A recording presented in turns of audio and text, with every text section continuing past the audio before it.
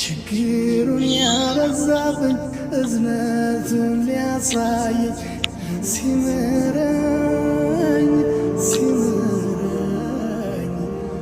ለዚህ እኮ ነው ነቢ ሰለላሁ ዐለይሂ ወሰለም ኩሉ ኡመቲ የድኹሉነ አልጀና ኢላ መን አባ ኡመቶች በሙሉ ጀነት ይገባሉ እምቢ ያለ ሲቀር ያሉት ነቢ ሰለላሁ ዐለይሂ ወሰለም።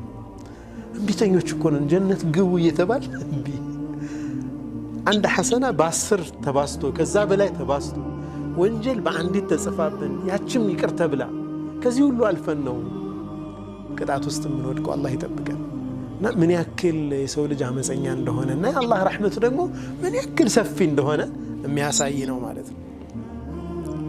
ወዕዘቲ ወጀላሊ ይላል አላህ። ይችን ሰይአ ደግሞ ይችን ወንጀል አንዷን በአንዲት ነው የጻፍኳት ወአዕፉ እሷንም ይቅር ልል እችላለሁ። ወዕዘቲ ወጀላሊ በልቅናዬና በክብሬ ይሁንብኝ ለው ይስተግፈረኒ ሚንሃ ማረኝ ቢለኛችን ወንጀል ለገፈርቱሃ ለሁም እነሱ ምርላቸዋለሁ ይላል አላህ። በቃ አጠፉ አይደለም እንደገና ይቅርታ ይጠይቁ በቃ እምርላቸዋለሁ።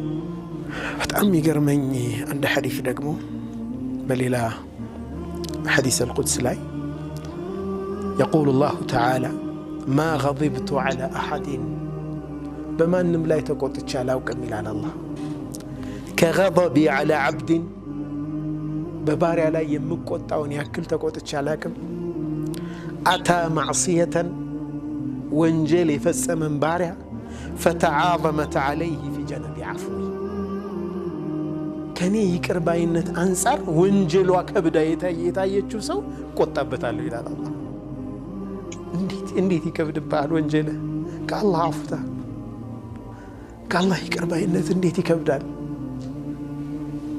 የአላህ አፍታ በጣም ትልቅ ነው። እንዴት አገዘፍከው ወንጀልህን በዚህ ይቆጣበታለሁ ይላል አላህ።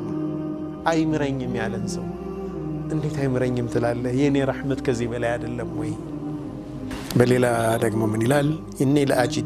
ኢኒ ለአጂዱኒ አስተሒ ሚን ዓብዲ አላህ ሐይይ ነው በጣም ሐያ ያደርጋል አላህ። ራሴን አገኛለሁ ኢኒ ለአጂዱኒ አስተሕይ ሚን ዓብዲ ባሪያዬን ሐያ አደርገዋለሁ። የርፈዑ ኢለየ የደይ እጁን ወደ እኔ አንስቶ የቁሉ ያ ረቢ ጌታዬ እያለኝ ፈአሩደሁማ ዝም ብዬ መመለስ ሐያ አደርጋለሁ ይላል አላህ።